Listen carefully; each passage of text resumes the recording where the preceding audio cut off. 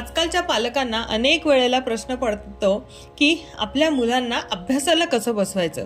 मुलं अभ्यासाला स्वतःहून तर बसतच नाहीत, किंवा या मुलांना बळच जर बसवलं तर त्यांना मोटिवेट कसं करायचं, हा प्रश्न बऱ्याच पालकांना पडतो.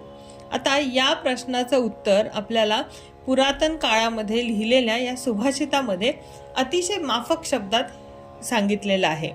अलसस्य कुतो विद्या, अविद्यस्य कुतो धनम, अधनस्य कुतो मित्रम, अमित्रस्य कुतः सुखम. अलसस्य कुतो विद्या म्हणजे आळशी माणसाला विद्या कशी मिळणार. अविद्यस्य कुतो धनम, ज्याच्याकडे विद्या नाही त्याला संपत्ती कशी मिळणार.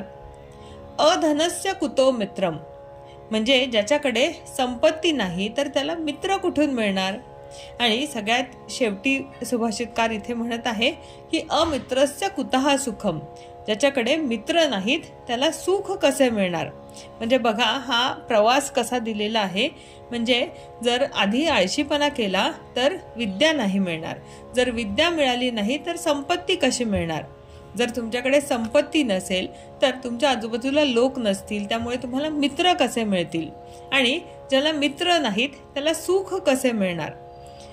थोडक्यात आळशी माणसाला सुख मिळणे अत्यंत अवघड आहे, अत्यंत कठीण आहे, असे या सुभाषितातून सुभाषितकाराला सुचवायचे आहे.